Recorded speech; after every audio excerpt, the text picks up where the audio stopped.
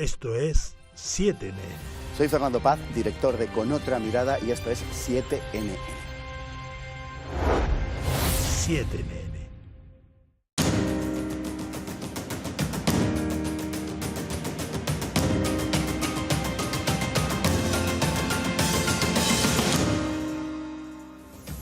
Buenas noches y bienvenidos a Con Otra Mirada. Irán es un país misterioso para Occidente. Herederos de la antigua Persia, son una potencia regional indiscutible que vivió en sus carnes una revolución islámica hace poco más de 40 años. Esa revolución dio paso a un régimen que se ha mantenido a duras penas hasta el día de hoy entre tensiones internas y presiones internacionales. Las recientes protestas por la muerte de una mujer han hecho tambalear sus cimientos. Enemigo declarado de Israel, Estados Unidos y Arabia Saudí, pero aliado de Rusia y China, ¿qué hay de cierto en todo lo que nos han contado sobre este país desde medios occidentales? ¿Cuál es su importancia en la región y a nivel mundial? ¿Puede acabar el régimen de los ayatolás por una revuelta interna? A estas preguntas y otras tantas daremos respuesta hoy de mano de dos expertos en la región. Comenzamos.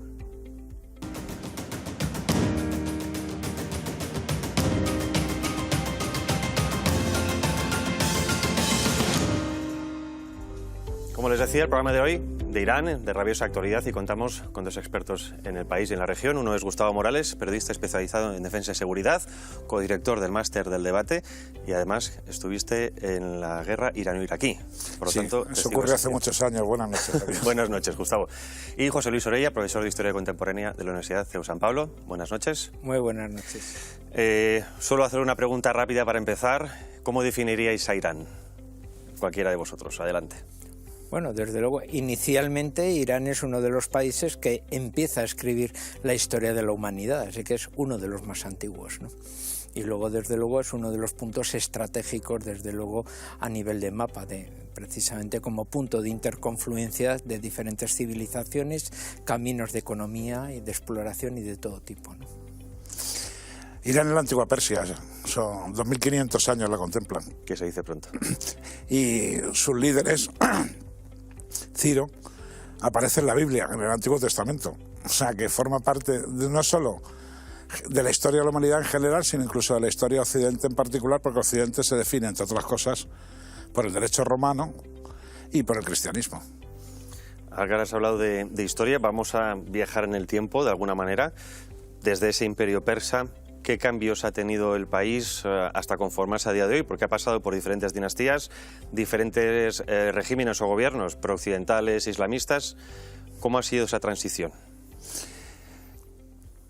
Irán es un país donde los aqueménidas decidieron bajar de la meseta de Fars, que es la que da nombre al país y al idioma, al farsi, y a partir de que empiezan a bajar de la meseta de Fars se comienzan a extender por un lado hasta la India. Recordemos que hay una minoría farsi muy importante todavía en la India. La rueca que aparece en la bandera india es un símbolo de los persas. Y por otro lado hacia Occidente, y ahí tenemos las guerras con los griegos. Posteriormente Irán comenzó a ser ocupado indistintamente por el Imperio Británico, que estaba buscando unir las dos perlas de su corona, la India y Egipto por un lado, y por otro por el Imperio Ruso y luego soviético, cuya política exterior hacia Irán fue la misma a pesar del cambio de régimen. Entonces Irán ha sido ocupado durante muchísimo tiempo. Los movimientos iraníes fueron siempre en dos sentidos: uno como movimientos nacionales para recuperar la independencia y volverse hacia sí mismos, para encontrarse, y otro para nacionalizar sus medios, para nacionalizar el recurso principal de Irán, que es el petróleo. Y en torno a estas dos cuestiones han transcurrido los tiempos recientes, fueron cayendo unas dinastías tras otras hasta que llegamos a la Brigada Cosaca, que a pesar del nombre no estaba organizada por los rusos, sino por los británicos, y en la Brigada Cosaca había un sargento que luego llegó a jefe de dicha brigada, merced a los británicos, que fue el primer Pahlavi, el rey sargento. Este organizó el país, reprimió con dureza a los mulás chiíes y comenzó a construir de una forma dictatorial, como monarquía absoluta, el Irán moderno. De hecho, el nombre de Irán se lo puso él, lo que era Persia para todos, lo que había sido siempre. Él lo pasó a llamar en 1935 Irán, como un regalo de cumpleaños al jefe del Reich alemán, entonces el emigrante austriaco Adolf Hitler. Que Irán significa Aryan, que vendría a ser tierra de arios. De ahí esa obsesión por encontrar el origen de de la raza indoeuropea, o al menos según las teorías nacionalsocialistas. Efectivamente, y de hecho algunas de las expediciones que se realizaron no solo fueron al Himalaya, perdón, sino que también fueron a Irán. El problema es que esa germanofilia del primer Pahlavi provoca que los aliados ya inmersos en la Segunda Guerra Mundial, en la que comunistas y liberales aliados intentan y lo logran destruir militarmente al fascismo, necesitaban el territorio iraní para hacer llegar material de guerra a los soviéticos, porque los soviéticos ponían la carne y la sangre, pero no tenían apenas material de guerra. Entonces, lo que hacen es derrocar al Shah, ponen a su hijo en su lugar, un hombre tímido, educado en Europa, y comienzan a enviar todo ese material de guerra que necesitan los soviéticos, desde motores, cañones, armamento, comida, municiones, etc. Una de las personas que estaba imbuida en esta cuestión era el señor Suarkov, cuyo hijo, el pequeño Suarkov, estudió allí, y luego reencontramos a Suarkov en la operación Escudo del Desierto invadiendo Irak y hablando perfectamente el árabe y el farsi. Yo seguiría, pero voy a enrollarme yo solo. Podemos hablar de... José Luis, córtale, por favor. No, podemos ir reforzando un poco, porque además Gustavo es un gran experto un poco en esa cuestión, el sentido de fuerte identidad, ¿no?, nacional que también tienen los iraníes o antiguo-persas, ¿no? O sea, un poco en esa visión, puede decir, de la historia a la larga que ha explicado muy bien Gustavo sobre Irán. Precisamente ellos, la religión siempre ha sido un refuerzo muy fuerte de su identidad. Cuando eran zoroastrianos, porque era casi el único sitio donde tenían, cuando luego dieron cobijo precisamente a una de las ramas heréticas del cristianismo, el nestorianismo, también fue una de las zonas donde allí tuvo una gran fuerza, y luego, curiosamente, con el Islam ha sucedido lo mismo. Una de las ramas podemos ser consideradas heréticas por los suníes, que es el chiismo, resulta que se va a refugiar también en ese territorio persa hasta convertirse en la rama mayoritaria y la que ha conferido, desde luego en la actualidad, ese sentido de identidad también propio de Irán, ¿no? O sea que siempre, podemos decir, esa faceta de construcción espiritual siempre ha tenido una dimensión de reforzamiento un poco de esa identidad también nacional a través, podemos decir, un poco de la historia, lo cual ha remarcado también uno de los puntos fijos para entender esa visión geopolítica de la región, porque todo lo demás va cambiando, pero ellos siempre han estado allí con unas características propias, ¿no? Y la importancia de, bueno, la diferencia entre persa y árabe, que quizás mucho desde Occidente no se comprenden muchas diferencias a nivel antropológico, pero dentro del mundo islámico sí que hay una diferencia. Ellos se pueden considerar así, o se consideran de alguna manera como la punta de flecha del Islam o del mundo islámico, aunque sea a nivel racial, o no sé si podemos llamarla racial, o diferencia cultural antropológica. Dentro del mundo islámico, los árabes son una minoría. Los árabes son 350 millones, ni siquiera los 350 millones son musulmanes, pues hay minorías cristianas y de otro tipo. Y los musulmanes en el mundo son casi 1.200 millones, es decir, la mayor parte de los musulmanes del mundo no son árabes. Y la frontera del mundo árabe es Irak. En Irak se acaba el mundo árabe. Más allá son persas, son kazajos, son uzbecos, es Asia Central, son pakistaníes, pero quiero dejar claro que la mayor parte de los musulmanes efectivamente no son árabes.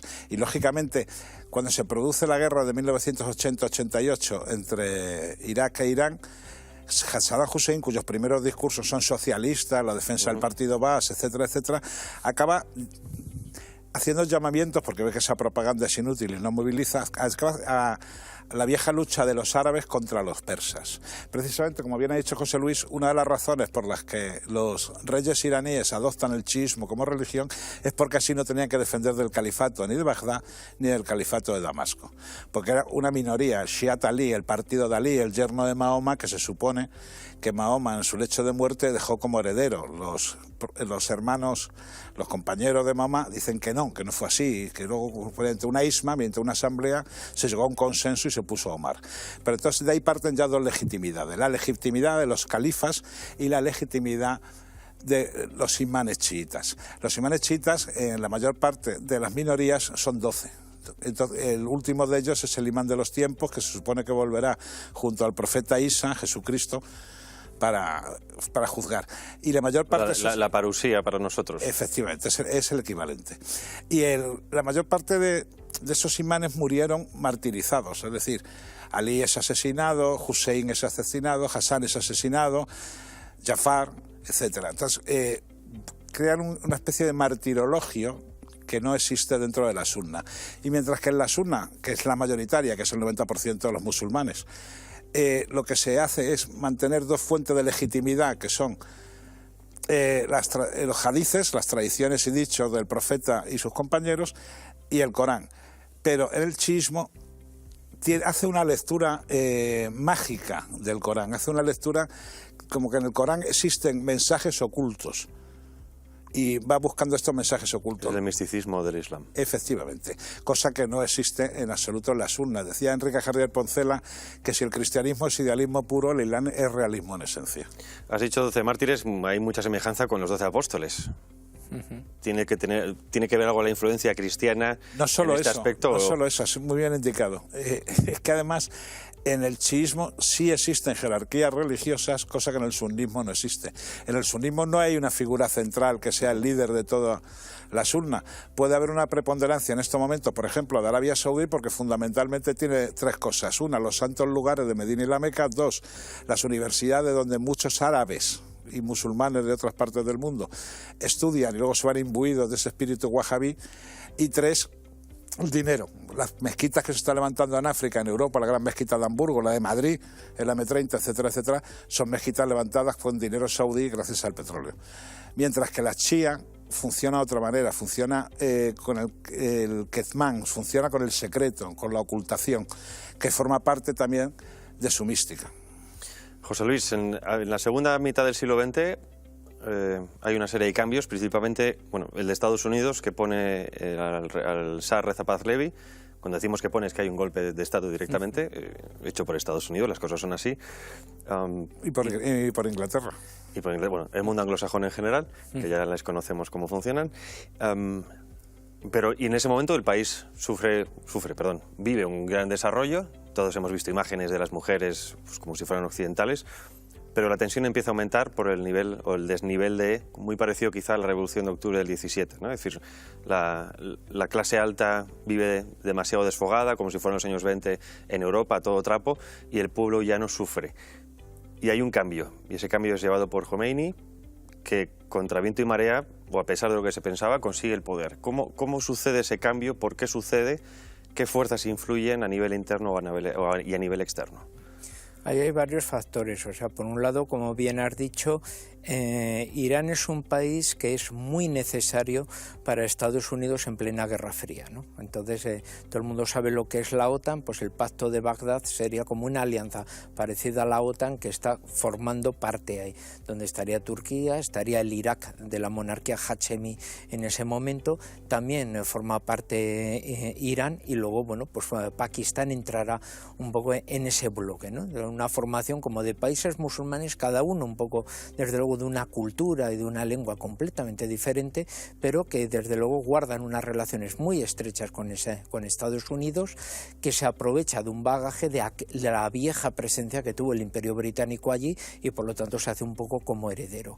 Por lo tanto, como bien has dicho, sí que Irán se convierte en el gran sargento centinela de un poco de la parte meridional de la Unión Soviética para evitar que pueda llegar al Golfo Pérsico, que pueda llegar desde luego al Océano Índico, esencialmente al Golfo Pérsico y por lo tanto los recursos energéticos, y se convierte en el gran vigilante de allí. Se favorece desde luego unas altas élites, una oligarquía que vive de manera occidental, hay una presencia de más de 100.000 extranjeros que viven precisamente allí y en efecto pertenecen la gran mayoría de esas imágenes de un Irán que parece que no se distingue de un país europeo en ese aspecto, claro, pero el resto de la población iraní desde luego vive de una manera aparte aparentemente de esa élite que desde luego vive muy occidentalizada y que para algunos clérigos chiíes pues ya casi han llegado a renegar, ¿no?, un poco de ese mundo que ellos aspiran, ¿no? Entre tanto, Khomeini pues vive exiliado en Francia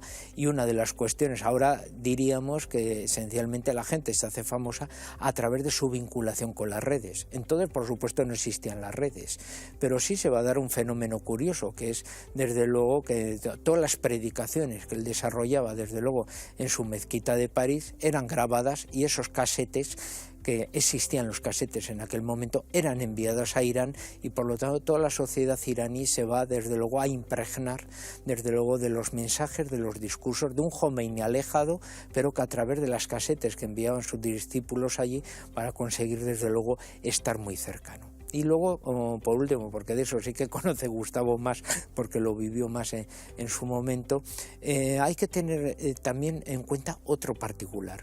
O sea, la revolución islámica tiene dos aspectos, uno conocido y otro menos conocido. El conocido es la primera vez que los islamistas llegan al poder y descubren al mundo la fuerza de la religión.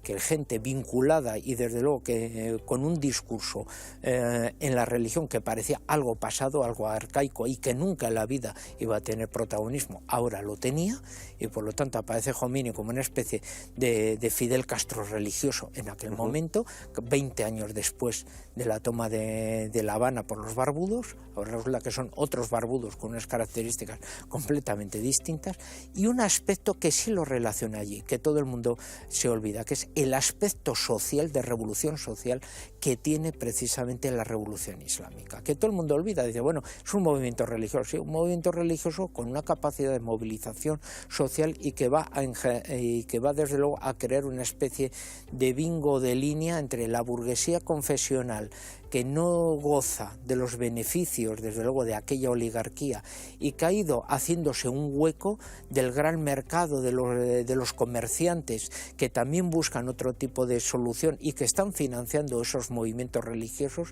y una juventud que desde luego está muy bien formada, pero tiene también un hambre de reivindicación social y desde luego de sustituir a la vieja oligarquía vendida a los occidentales. Por lo tanto, el mensaje social va a ser muy importante, desde luego, para crear ese dinamismo, esa vertebración que va a unir a gran parte de la sociedad iraní contra precisamente la monarquía, ¿no?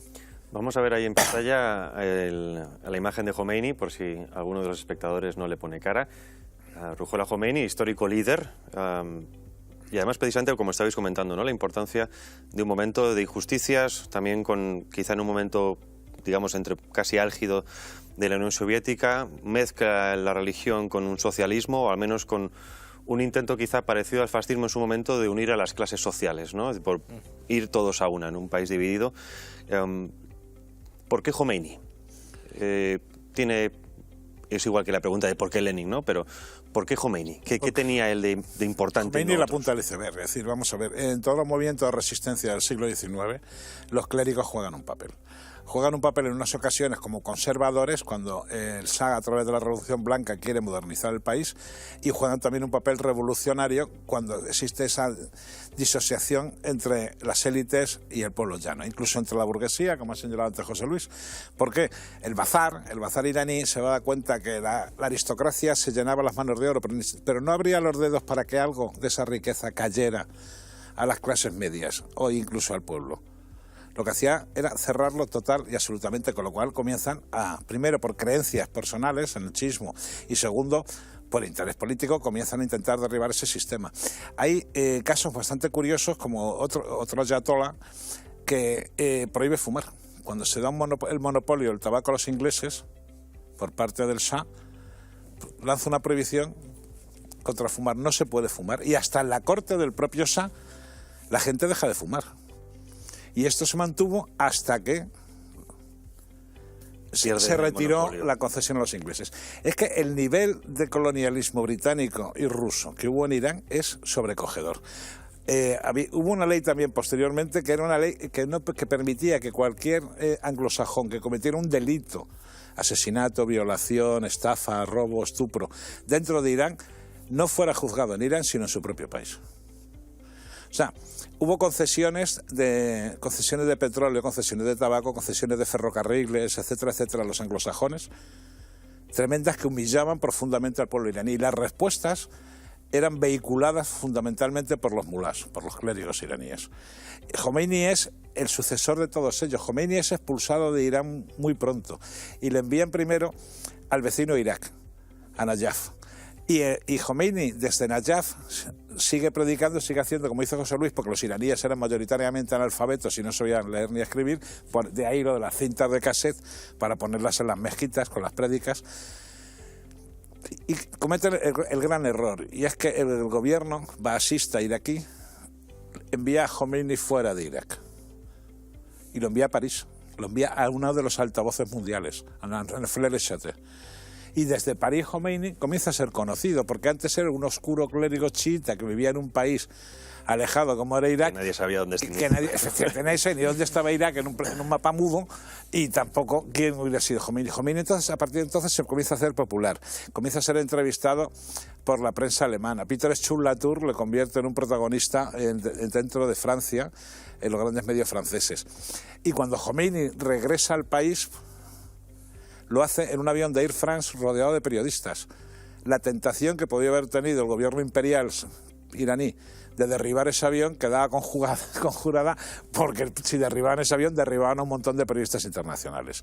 Pero es que antes de claro, eso... cuando aterriza ahí Jomeini, prácticamente llega como un salvador. Sí, es una revolución que prácticamente no hay violencia de por medio. Reciben cientos de miles de personas, y cuando le recoge un coche, ante el temor de que haya francotiradores encargados de asesinarle, en las imágenes que se veían en Irán cuando yo estaba allí, se veía mucho por las noches, se tiraba la gente encima del parabrisas, agarrado mientras el coche iba en marcha, para recibir una bala por Jomeini. Es decir, para evitar que Jomeini fuera asesinado. Y Jomeini no se va a un palacio del Shah, y Jomeini no se va ni siquiera a la capital, se va a un humilde suburbio y ve una casa de apenas 3 habitaciones, la más grande de las cuales era una biblioteca, y vive sin silla, sentado en el suelo.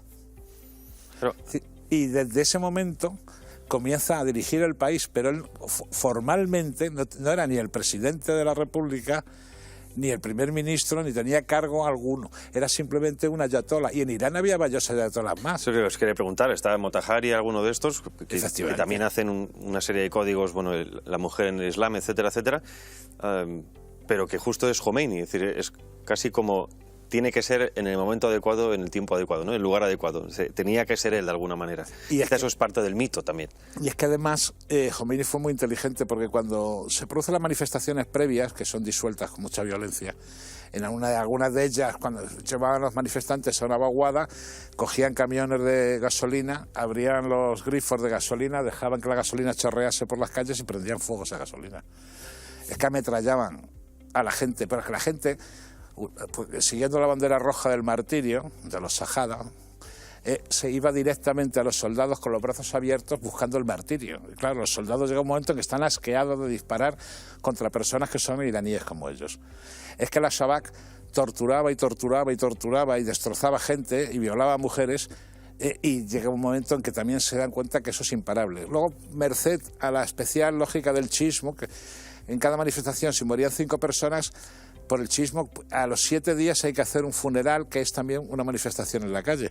A los 30 días hay que hacer otro funeral. Y como en cada la bola de nieve se va haciendo más grande. Claro, y en cada manifestación moría más gente, con lo cual lo de los 7 días de uno se empalmaba con los 7 días del otro, con los 30 días de los que... Y al final era la permanente presencia del pueblo en las calles.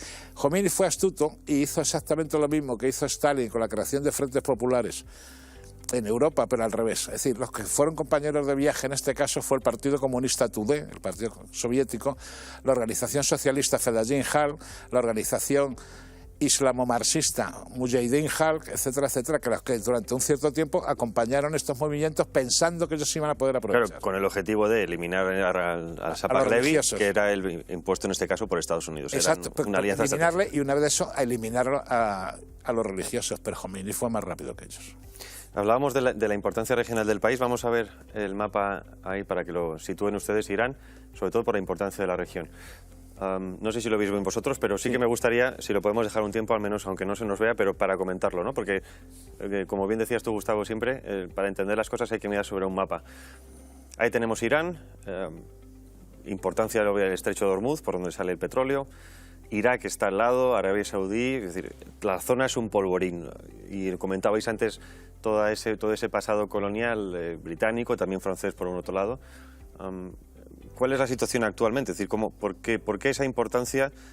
Parece también que Irán está en el punto donde están todos los conflictos. Es que hay una media luna chií ahí. Ahí si vemos en el mapa, vemos que en Irak se ha producido, merced a la intervención de las potencias aliadas, la destrucción del partido basista, de Saddam Hussein. y un movimiento chií poderoso que se está moviendo y que tiene ahora una mayoría dentro del país. En Yemen hay combates contra Arabia Saudí a través de Ansarullah. En Líbano el movimiento Hezbollah gobierna en la práctica las calles del país. En Palestina, en las zonas de Israel, aunque es un movimiento suní, los que están gobernando en la zona de Gaza está gobernando el movimiento Hamas, que también es apoyado por Irán. Los iraníes son muy inteligentes en este aspecto, en el sentido de que no están solo apoyando a los chiíes, sino que están apoyando a cualquier musulmán que se levante contra la hegemonía anglosajona. Es decir, en esto no son sectarios porque son inteligentes, saben que son un 10, un 11%, son una minoría dentro del mundo musulmán, y para pretender capitalizarlo tienen los brazos abiertos. Han llegado a acuerdos con Pakistán y han intervenido en Afganistán, fundamentalmente porque allí están la minoría hazara, que es una minoría chií que fue duramente reprimida por los talibán. Y al norte están las repúblicas de la antigua Unión Soviética, las repúblicas de Asia Central. En unas son chiíes pero no hablan persa, y en otras hablan persa pero no son chiíes, con lo cual la influencia que está ejerciendo en el país es realmente importante. Irán es un factor de irradiación en todo su entorno y está consiguiendo mucho, a pesar de que se le han hecho cosas terribles, como los 8 años de guerra impuesta por Irak, que fue la única guerra en que después de la Segunda Guerra Mundial, en que Estados Unidos y la Unión Soviética estaban en el mismo bando, Francia también estaba en ese bando, Inglaterra estaba en ese bando, y Irán solo recibía apoyos de una minipotencia como era Corea del Norte. José Luis, hablando de bandos, lo decíamos antes, ¿no? El enemigo declarado de Israel, de Arabia Saudí, Estados Unidos, de Inglaterra. En la región y sobre todo Israel, Arabia Saudí. Explícanos cuáles son esas relaciones. Hombre, son relaciones desde luego pues muy militantes, como estamos viendo un poco en el mapa, un poco en esa situación. El Golfo Pérsico ya desde luego nos remarca el punto principal, ¿no? O sea, es el punto desde luego de estrategia de salida de todo el petróleo. Ahí tiene desde luego ese punto estratégico del control del estrecho de Hormuz, de cuando en el siglo XVII pues nos lo quitó a nuestro soberano Felipe III, ¿no? Y así, porque precisamente era nuestro, ¿no? Ahora hubiéramos podido dialogar precisamente un poco por esa particularidad, ¿no? Así que y tengamos en cuenta cómo Estados Unidos siempre ha dicho que para el desarrollo económico de Estados Unidos y de sus aliados, desde luego harán todo lo posible para mantener, desde luego, que los recursos procedentes del Golfo Pérsico sigan fluyendo hacia Occidente de una manera regular. Harán todo lo que sea necesario. Por lo tanto, cualquier intento de amenaza para cortar a través del estrecho de Hormuz, lógicamente ya te provoca, desde luego, un choque fundamental. Luego, por otro lado, en la parte oriental, pues tienes pues toda esa frontera con todo lo que ha sido el avispero afgano, una zona desde luego, además de punto estratégico para salir a través de Pakistán al Océano Índico, y desde luego toda la confluencia de choque entre Pakistán, la India, también donde entran allí los intereses, por una parte de Estados Unidos como aliado de Pakistán, por otra parte de Rusia como aliado de la India, y China desde luego que ejerce allí su influencia. Una China que propugna una ruta de la seda a través del Asia Central, de todas las antiguas repúblicas soviéticas, que a través de Irán podría salir hacia el Mediterráneo, a través precisamente del eje chií que acaba de comentar Gustavo, ¿no? Más o menos un poco esa proyección que ha desarrollado a través de ese mensaje de liberación de las comunidades minoritarias chiíes, que eran los marginados de ese mundo árabe, ¿no? Los chiitas eran los últimos en Afganistán, pero eran los últimos desde luego en un Irak marginados por el basismo, en una Siria que hasta que no llegaron los alawíes de la familia Assad al poder, desde luego no pintaban nada. Que son alawitas, que es una escisión del chiismo. Ahí está, son como primos hermanos. Exacto. Un poco en ese aspecto. Y en el Líbano, que el Líbano por su formación de montaña, pues desde luego siempre ha sido ese arca de Noé de todas las comunidades minoritarias religiosas que se han refugiado allí. Por lo tanto, los chiitas se refugiaron en el Líbano para refugiarse, y por eso Hezbollah es el gran aliado un poco en ese aspecto, ¿no? Y desde luego en el norte entrando en confluencia y desde luego en rivalidad con lo que sería Turquía, el heredero del viejo Imperio Otomano, con el cual siempre han mantenido grandes rivalidades estratégicas, produciendo, bueno, pues toda esa, por ejemplo, si miramos a Azerbaiyán, un país túrquico por lengua y por cultura y unido a Turquía, pero chií en su fe, donde denota la influencia histórica que tuvieron los iraníes desde luego en esa zona. Si nos iríamos al Asia Central, pues pasa también un poco en parte lo mismo. Y luego un mar Caspio muy abandonado, pero que desde luego desde el siglo XVI, que Iván el Terrible arrasó con todos los canatos mongoles de allí, el mar Caspio siempre ha sido un puente de comercio entre el mundo ruso y el mundo iraní, que hay que tenerlo siempre en cuenta. No solo es de ahora, sino desde que Iván el Terrible decidió eliminar los canatos, que eran como los reinos de taifas de la Horda de Oro, ¿no? Recogiendo lo de las relaciones ruso-iraníes, bueno, ya hemos hablado de esa guerra irano-iraquí de los años 80, en el año 88, pero otra guerra reciente que es la guerra de Siria, donde Irán, Rusia también, pero Irán quizá también por elemento musulmán islámico, ha tenido un papel importantísimo. Lo veíamos en ese mapa, a ver si lo podemos ver un segundo. No aparece el nombre de Siria, pero es el país que está justo ahí, pegado a la izquierda de Irak. A ver si lo podemos poner, compañeros, un segundo de nuevo el mapa. Ahí está. Justo Irak, la parte norte, donde está también, hablabais de esa tensión con Turquía, por la zona de lo que llaman el Kurdistán, o la zona de los kurdos, que entiendo que el norte de Irak es por donde pasaban tropas hacia Siria. ¿O cómo fue esto? Porque claro, hay un país de por medio, Irak, que estaba en ese momento o con un gobierno, entre comillas, aliado de lo Occidente. que sería el Kurdistán, que nunca fue, no solo y ocupa, no sabemos si será, pero... no solo ocupa Siria. El Kurdistán ocupa parte de Turquía, parte de Irak y parte de Irán. Es decir, cuando se produjo la revolución del 79, los kurdos se sublevan diciendo en el tumulto vamos a aprovechar y ver si sacamos algo. Sí. Cosa que intentan los hermanos Barzani, que se parece más a una familia mafiosa italiana que a otra cosa. Entonces, lo que las tropas iraníes siempre han podido utilizar el corredor sirio, la Guardia Revolucionaria, el Sepah Pasdaran, para llevar armas hasta Israel. Esas mismas rutas que en su momento sirvieron para eso, y por eso está Israel y Turquía detrás de los levantamientos de la falsa primavera árabe en Siria, luego se fueron utilizadas para llevar a las tropas de la Guardia Revolucionaria iraní y a milicianos del Hezbollah. Los milicianos del Hezbollah tenían una gran costumbre y tradición de combates en ciudades. Y el Sepah Pasdaran es una organización de élite del ejército iraní que es tremendamente poderosa dentro de Irán, no solo por ser las SS del ejército iraní, sino también porque controlan el programa nuclear y el de misiles. Bien, pues esos dos grupos se llegaron hasta allí y reforzaron, junto con los rusos, al gobierno de Damasco, y fueron los que realmente impidieron que Daesh y Al-Qaeda controlasen la zona y crearan un nuevo territorio.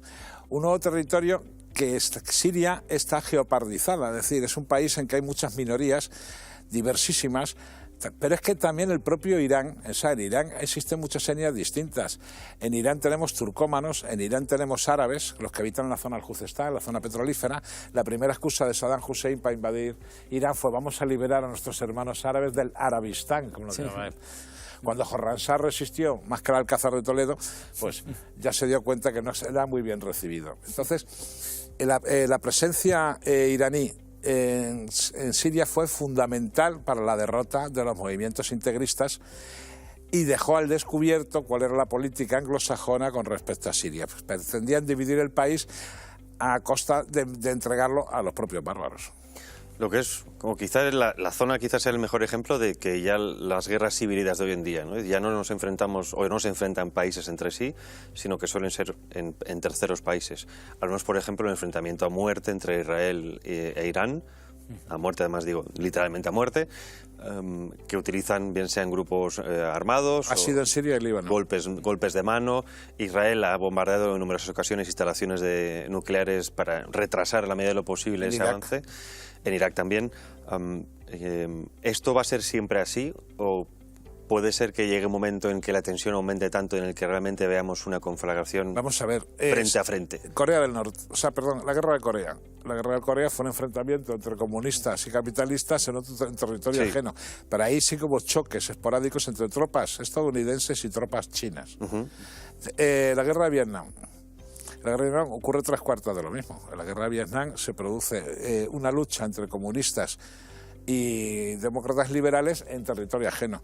En Angola, los cubanos están en un bando y los prooccidentales en otros. Y se suma y sigue. Es decir, todas las guerras que se han producido a partir de la Segunda Guerra Mundial han sido bajo los parámetros que tú has indicado. De hecho, a mí me gusta decir, y alguna vez me lo habrás oído decir, que la Tercera Guerra Mundial no se va a producir. Ya se ha producido, pero en fascículos. Exacto. Y ahora con la guerra de Ucrania hay mucho más. Uno de los personajes quizá más importantes en esa guerra de Siria, por ir avanzando en el tiempo, es el general Soleimani, asesinado por los estadounidenses durante el mandato de Donald Trump. En principio decían que Donald Trump no quería hacer nada y que esto fuera una especie de concesión a esa industria militar estadounidense, o incluso, digamos, también por presiones de Israel, porque en este caso Israel presiona muchísimo a Estados Unidos para que intervenga en la región, cuando Estados Unidos, en principio, no, más allá de lo que es el control geopolítico general, no gana mucho más allá que, bueno, pues, que seguir siendo aliado de Israel. ¿Cuál era esta figura de Soleimani? ¿Por qué era tan importante? ¿Qué podría haber sido Soleimani? Porque algunas fuentes dicen que incluso podría haber sido un sucesor de presidente, incluso ser una especie de nuevo Khomeini, de alguna manera, por sus escritos en la guerra de Siria. Siria, además, nuevamente aliado, en este caso, con Rusia, es decir, que era un militar muy valorado. Bueno, en un principio Irán siempre ha tenido un problema. No es un país árabe, por lo tanto la exportación en ese aspecto de su revolución provocaba problemas de ámbito de afinidad cultural, y dos, al ser chiitas, pues podemos decir su contagio, se podría denominar de una manera, era bastante menor que con una revolución desde luego de los suníes, ¿no? Por eso su repercusión va a ser principalmente allí donde haya comunidades chiitas, que un poco hemos dicho, a través de un discurso claramente social de renovación van a conseguir desde luego militar y formar partidos y desde luego militantes que van a estar desde luego ser punta de lanza de la revolución islámica o del mundo iraní un poco en esos países, e incluso también otros movimientos que consiguen la unión de todo el mundo musulmán, como pueden ser los palestinos, van a conseguir desde luego un apoyo muy importante desde luego por parte de los propios iraníes, ¿no? Ahí es donde precisamente el papel de Soleimani cada vez va a ser más importante.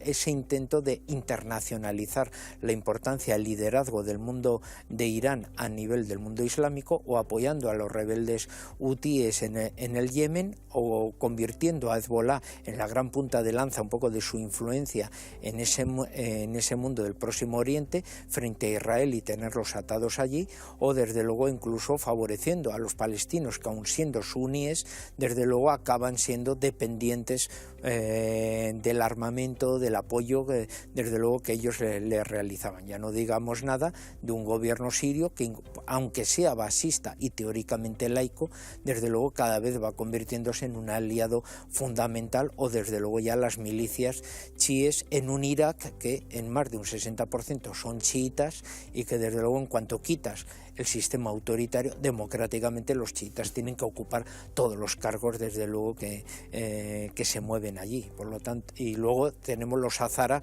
como bien ha dicho antes Gustavo, una de las comunidades más marginadas en el mundo afgano, pero que se convierten en un elemento desde luego de primer orden en el panorama desde luego afgano desde Irán, ¿no? Entonces las comunidades chiitas, comunidades musulmanas, aunque sean suníes que se dejan liderar por allí, pues Soleimani va a ser uno de los hombres que va a conseguir dar ese liderazgo, esa potenciación y desde luego su perfil militar para el entrenamiento, formación desde luego de cuerpos militares, etcétera, ¿no? Un poco muy parecido como pasó con el proceso de Himmler con los Volksdeutsche, ¿no?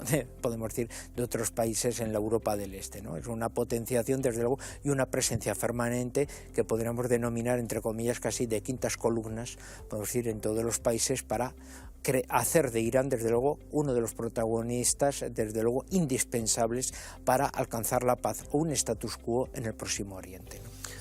El general Soleimani, perdón, es un hombre que se hizo a sí mismo. El general Soleimani, antes de la revolución, era obrero de la construcción. Durante la revolución participó como voluntario, estuvo combatiendo y después de la revolución, durante la guerra Irán-Irak, fue ascendiendo dentro de la recién creado Sepah Pasdaran en Engelab Islami, ejército de guardianes de la revolución islámica, hasta por el talento que tenía, hasta llegar al generalato. Y cuando empieza el generalato es un hombre que además absolutamente pragmático, es decir, es un hombre inflexible con la ideología y muy flexible con las tácticas. Por ejemplo, en Afganistán él llegó a dar información a las tropas norteamericanas para que pudieran reprimir a los movimientos talibán que estaban asesinando a los hazaras. Y intercambiaba información con ellos. ¿Para qué? Para hacer que el enemigo le hiciera el favor de acabar con el otro enemigo. Entonces, cuando organiza esto, organiza la resistencia y el trasvase de la fuerza Al-Quds, que es como ellos llaman a Jerusalén, que es la fuerza internacional de la Guardia Revolucionaria, la que interviene en el exterior. Y entonces eso lo lleva a Damasco, pero también lo lleva a Irak para consolidar el poder de los iraníes, de los persas, con sus hermanos chiíes iraquíes. Y estaba muy cerca de la cúpula, es decir, de hecho, el imán, el guía de la revolución, Ali Jamenei, le tenía muy en consideración. No podía haber sido guía de la revolución fundamentalmente porque para serlo una de las condiciones es ser ayatolá. Y él no lo era. Pero Jamenei también cuando sucede a Khomeini en el cargo tampoco era ayatolá, era ayatolá Osma. Y al final hay una variación para que pueda serlo. ¿Hubiera sido presidente del país? Muy probablemente. Muy probablemente, pero luego hubiera sido el hombre fuerte que hubiera tenido en esos momentos. Y hubiera dado quizá otro impulso a la revolución, sí. Lo hubiera relanzado, efectivamente, porque la revolución es una olla que ha estado cociendo durante los años 60 y 70 con la propia revolución, durante los años 80 con la guerra impuesta por Irak y posteriormente con los sucesos. ¿Cuál es el problema que tenemos ahora con la revolución? Y perdona que pegue un salto. Y es que el 85% de los iraníes en estos momentos son menores de 55 años. Es decir, gente que es menor de 55 años, ¿cómo va a sentir esa revolución que ocurrió hace 43? Y más de la mitad de estos que estoy citando están entre los 15 y los 40 años, que tampoco son conscientes de esa guerra que ocurrió hace 34 años. Es decir, la revolución en estos momentos está más arraigada en el campo, donde se han visto la realización, la llegada de la luz, la llegada del agua, la llegada de las semillas. Sí, avances que realmente han mejorado su calidad de vida. Efectivamente, que en las ciudades. En las ciudades lo que están viendo gente joven, recordemos que el 60% de los universitarios iraníes son mujeres, porque asisten libremente a la universidad, claro, que ven Occidente a través de los ojos de Internet, que ven las cosas que existen fuera y que quieren que esto se convierta en una realidad. Encuentran factores de resistencia que en ocasiones son muy excesivas en la represión, como son los comités. Los comités es una figura muy similar a los CDR cubanos, los comités de defensa de la revolución, que existen en los barrios, donde una policía de la moral se refuerza esa integridad. Esa policía de la moral que durante la época del presidente Hassan Rouhani se había relajado por órdenes presidenciales y que habían llegado a unos acuerdos con Obama en Viena para que a cambio de no desarrollar un programa nuclear de armamento, si tuvieran ciertas ventajas, se levantaran, claro, al ser denunciadas y al ser rotas, provocan la pérdida de poder de Rouhani y el ascenso de Ibrahim Raisi. Ibrahim Raisi procede de los famosos fiscales revolucionarios que se crean en Irán después del triunfo del 79. Ahora que has citado al Ebrahim Raisi, vamos a ponerlo ahí en pantalla para que los espectadores se pongan cara. Este es el actual presidente de Irán desde el año pasado, si no me equivoco, 2021. A ver si lo podemos ver. Ahí lo tenemos. Notemos que lleva el turbante negro, que quiere decir que desciende directamente, que desciende del profeta Mahoma. Exacto. Difícil saber también no sé cómo consiguen saberlo, pero bueno, ahí queda la cosa. Te agradezco el salto porque precisamente queríamos hablar en este programa de esa actualidad, ¿no? de las revoluciones o de esas protestas que está habiendo por esa muerte de la joven iraní de 22 años. Vamos a verlo y lo comentamos a continuación. Mahsa Amini, un modelo a seguir para muchas, una razón de protesta para otras. Tras 8 días de continuas manifestaciones, Irán permanece dividida. Los pasados días, los medios y las redes se llenaban de imágenes de aquellas personas que apoyaban a la joven de 22 años asesinada por la policía. Quema de velos, cortes de pelo. Pero no son las únicas protestas que se están sucediendo en el país. Grupos liderados por mujeres a favor del gobierno iraní marchan en contra del grupo de manifestantes que apoya a Mahsa. Piden la ejecución de todos ellos a los que consideran enemigos. El régimen iraní ha restringido el acceso a Internet para evitar que se organicen más protestas y continúa arrestando a aquellos que considera desobedientes. Sin embargo, las manifestaciones ya han llegado a Teherán y esta crisis del velo ya se ha cobrado 35 vidas. Mahsa Amini se está convirtiendo en un símbolo en Irán. Lo lamentable es que lo está haciendo con la mayor de las condenas, la muerte. Su delito, llevar mal puesto el hijab. La joven de 22 años fue detenida por las autoridades persas, sufriendo después un infarto por el que perdió la vida. El gobierno iraní trata de lavar su imagen difundiendo este vídeo. En la secuencia se ve una joven cuya identidad se desconoce que se desploma. No hay contacto físico y por ello tampoco violencia. Pero esto contrasta con la denuncia de sus familiares que aseguran que Mahsa tenía signos de tortura. De hecho, han distribuido una fotografía en la que se la ve malherida e intubada en un hospital. Pese a la dureza de la situación, su fallecimiento podría suponer un antes y un después en su país. Las mujeres iraníes dicen basta. Ante semejante atrocidad toman las calles, se quitan sus hijab, algunas incluso los queman. La policía trata de frenar las marchas, pero los manifestantes quieren justicia. A través de las redes sociales se está animando incluso a cortar su pelo en señal de protesta. Y es que recordemos que en Irán es obligatorio que las mujeres tapen sus cabellos desde que cumplen 7 años. Bueno, esa tensión interna dentro del régimen, que muchos se preguntan si realmente puede hacer tambalear el poder. No. Obviamente, obviamente estará apoyado por fuerzas internas contrarias al régimen y por regímenes externos, podemos hablar seguramente de Israel, Estados Unidos, servicios de inteligencia, que aprovechan toda ocasión para luchar contra el régimen de los ayatolás. ¿Realmente puede caer el régimen, teniendo en cuenta que a pesar de las sanciones han sabido mantener esa armonía interna, o dejamos los puntos suspensivos? Bueno, estamos en un punto trascendental, como bien ha dicho Gustavo. La sociedad es muy joven, es una sociedad que no ha vivido ese entusiasmo, el espíritu de la revolución, sino que siempre han vivido dentro y por lo tanto para ellos la revolución es un régimen ya institucionalizado.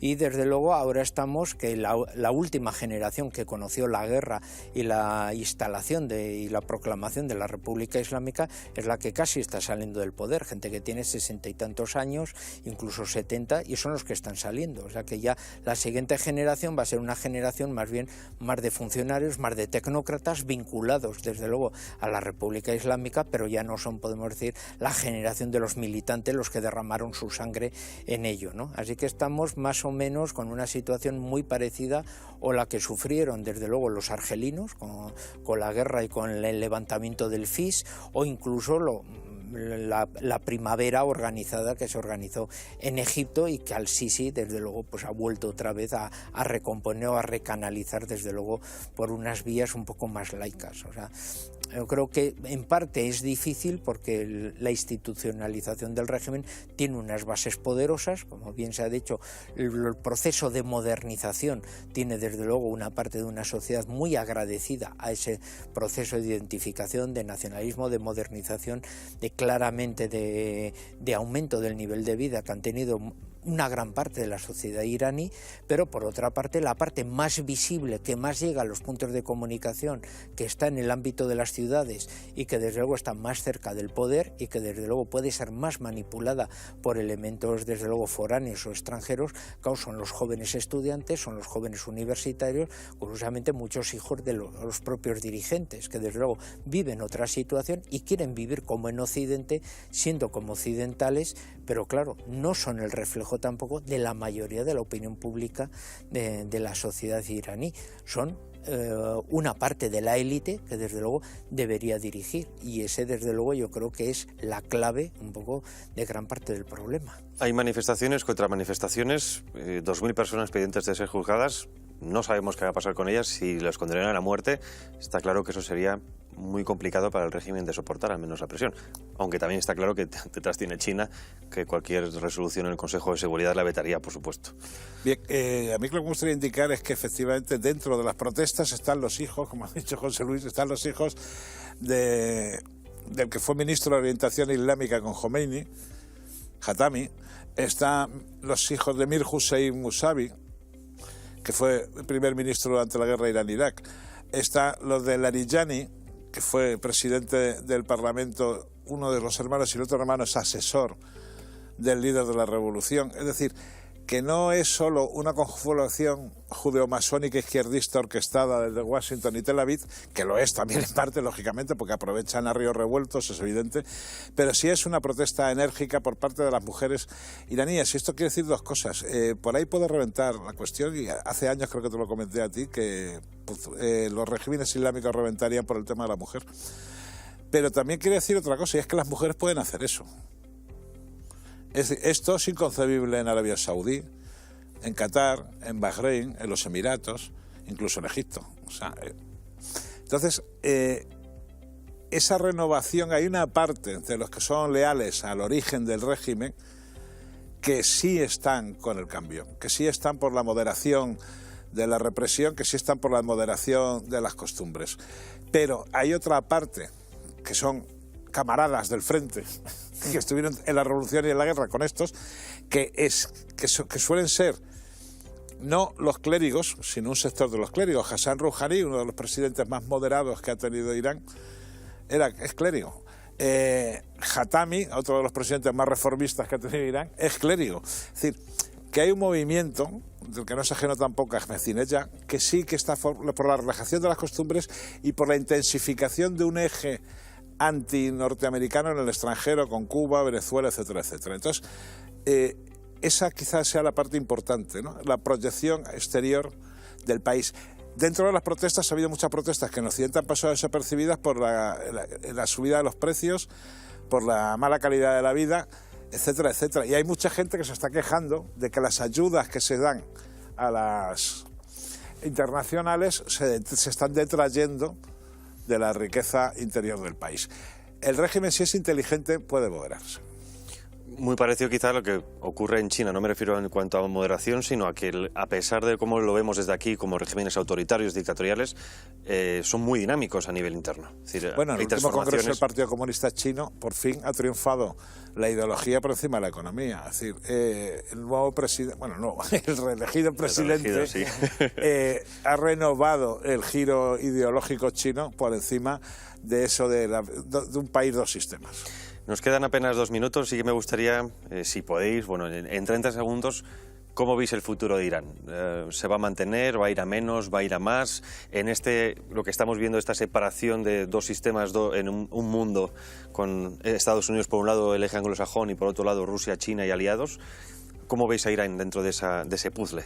Vamos contigo, José Luis, y terminamos con Gustavo. Pues que está intentando ser indispensable. Desde luego se ha convertido en indispensable para los rusos, claramente, es indispensable también para los chinos, y ojo que no tienda puentes también incluso para un Arabia Saudí que va cambiando también en el futuro y que podrían igual incluso repartirse en áreas un poco la región frente a enemigos comunes, ¿no? Irán existió hace 2500 años y seguirá existiendo hasta que se acabe la Tierra. Perfectamente resumido. Pues muchísimas gracias, Gustavo Morales, muchísimas gracias, José Luis Orella. Bueno, y muchísimas gracias, como siempre, a todos ustedes por estar ahí. Espero que 50 minutos no son muchos, pero espero que les haya servido para tener una imagen general de Irán, porque está claro que viendo los medios generalistas uno no entiende absolutamente nada de lo que ocurre en la región. Como siempre, muchísimas gracias. Nos vemos en la próxima ocasión. Hasta pronto.